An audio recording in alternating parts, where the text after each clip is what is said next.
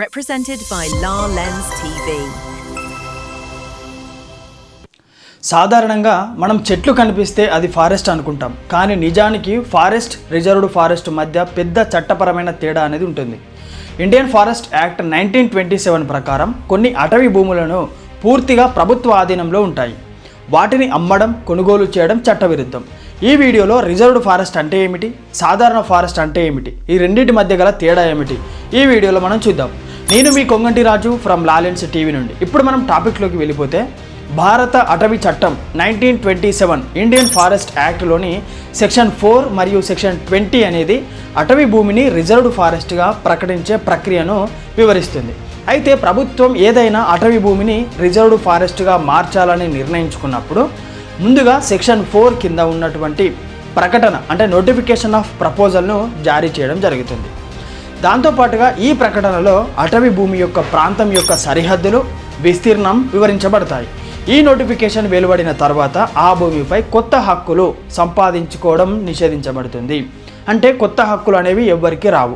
ఈ నోటిఫికేషన్ వెలువడిన తర్వాత ఆ భూమిపై కొత్త హక్కులు సంపాదించుకోవడం నిషేధం. అంటే కొత్త హక్కులు అనేవి ఎవరికి రావు. అంటే అటవీ సంబంధిత అధికారులు ఎవరైతే ఉంటారో వారు అక్కడ ఉన్నటువంటి హక్కులను ఇండియన్ ఫారెస్ట్ యాక్ట్ సెక్షన్ 15 ప్రకారం అన్ని హక్కులు మరియు క్లైమ్లను పరిష్కరించబడిన తర్వాత ప్రభుత్వం సెక్షన్ 20 కింద తుది ప్రకటన అంటే ఫైనల్ డిక్లరేషన్ను జారీ చేయడం జరుగుతుంది.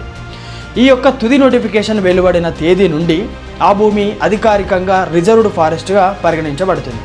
దాంతోపాటుగా చట్టపరమైన ఆంక్షలు కఠినంగా అమలు చేయబడతాయి. సరళంగా ఈ విషయాన్ని మనం మాట్లాడుకున్నట్లయితే సెక్షన్ 4 అడవిని రిజర్వ్డ్ చేయాలనే ప్రతిపాదికన అంటే నోటిఫికేషన్ ఇస్తుంది. సెక్షన్ 20 అనేది అడవిని రిజర్వ్ చేసినట్లుగా తీసుకునే ఒక తుది నిర్ణయంగా చెప్తుంది సెక్షన్ 20. అయితే ఇండియన్ ఫారెస్ట్ యాక్ట్ 1927 ప్రకారం భారతదేశంలో అటవీని సంరక్షణ, నిర్వహణ మరియు నియంత్రణ కోసం రూపొందించడం జరిగింది. ఇది భారతదేశంలోని ఫారెస్ట్కు సంబంధించిన ముఖ్యమైన చట్టం.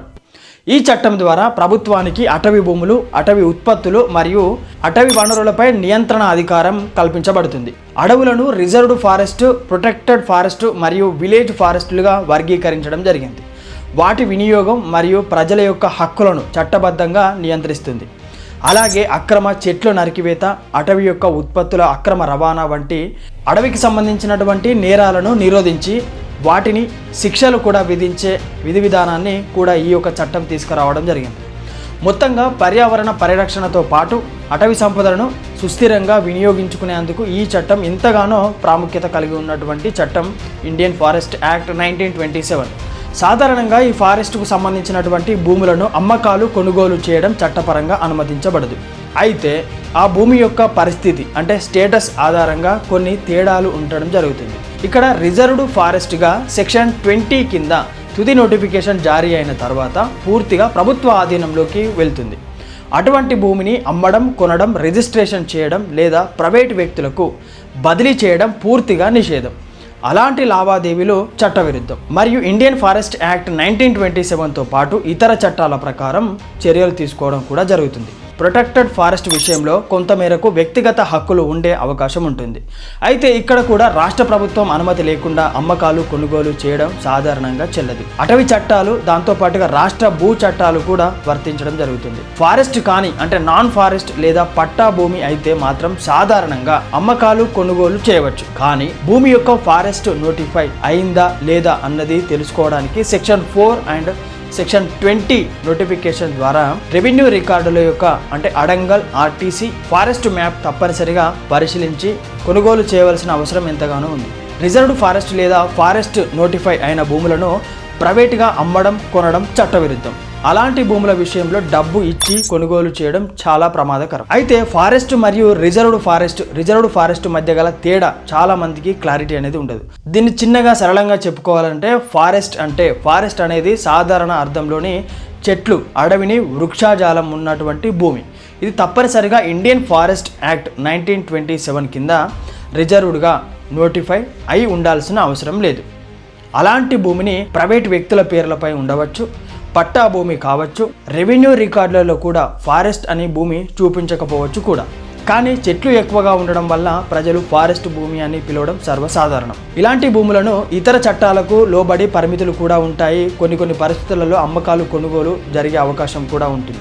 రిజర్వ్డ్ ఫారెస్ట్ అంటే ఏమిటి? రిజర్వ్డ్ ఫారెస్ట్ అనేది ఇండియన్ ఫారెస్ట్ యాక్ట్ 1927లోని సెక్షన్ 20 కింద రాష్ట్ర ప్రభుత్వం అధికారికంగా నోటిఫై చేసినటువంటి అటవీ భూమి. ఇది పూర్తిగా ప్రభుత్వ ఆధీనంలో ఉంటుంది. ఈ యొక్క రిజర్వ్డ్ ఫారెస్ట్ పైన ప్రజలకు హక్కులు అనేవి చాలా పరిమితంగా ఉంటాయి. సాగు చేయడం, నివాసం ఉండడం అన్నీ కూడా నిషేధించబడతాయి. అమ్మకాలు కొనుగోలు పూర్తిగా నిషేధించబడతాయి. చట్టపరమైన రక్షణ అత్యంత కఠినంగా ఉంటుంది.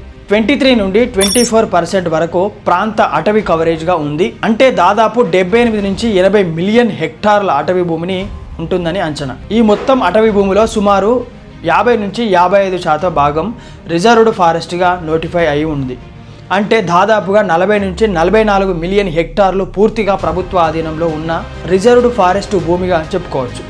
మిగిలిన అటవీ భూములలో సుమారు 30% వరకు ప్రొటెక్టెడ్ ఫారెస్టులుగా, అలాగే 15 నుంచి 20% వరకు సాధారణ లేదా అన్క్లాసిఫైడ్ అటవీ భూములు ఉంటాయి. ఈ సాధారణ అటవీ భూములలో కొన్ని చోట్ల ప్రైవేటు లేదా గ్రామీణ హక్కులు ఉండే అవకాశం కూడా ఉన్నాయి. రిజర్వ్డ్ ఫారెస్ట్ భూములు మాత్రం పూర్తిగా ప్రభుత్వ నియంత్రణలో ఉండి అమ్మకాలు కొనుగోలు చేయడం చట్టపరంగా పూర్తిగా నిషేధించబడింది. భారతదేశంలో అతి ఎక్కువ అటవీ భూమి అంటే ఫారెస్ట్ ఏరియా కలిగినటువంటి రాష్ట్రం మధ్యప్రదేశ్ రాష్ట్రంలోని అంచనా ప్రకారం సుమారుగా 77,000 చదరపు కిలోమీటర్లకు పైగా అటవీ విస్తీర్ణం ఉంది.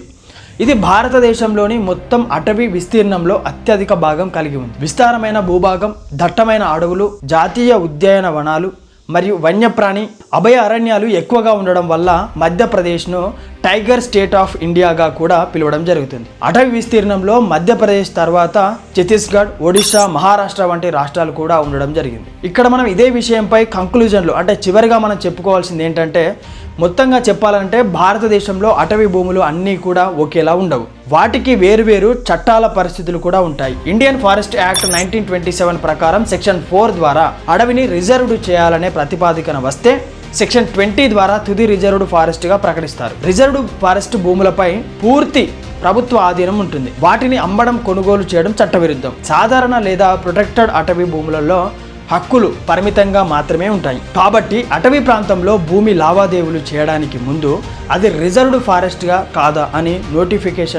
నోటిఫికేషన్లు మరియు రికార్డులు తప్పనిసరిగా పరిశీలించిన తర్వాత మాత్రమే మీరు తుది నిర్ణయానికి రావాల్సి ఉంటుంది. ఇదంతా కూడా ఇండియన్ ఫారెస్ట్ యాక్ట్ 1927లో ఏం జరిగింది, సెక్షన్ 4 అంటే ఏమిటి, సెక్షన్ 20 అంటే ఏమిటి, ఈ విషయాలన్నీ కూడా ఈ వీడియోలో మనం మాట్లాడుకోవడం జరిగింది. మరో వీడియోతో మళ్ళీ కలుస్తాను. నేను మీ కొంగటి రాజు ఫ్రమ్ లా లెన్స్ టీవీ నుండి. Thank you.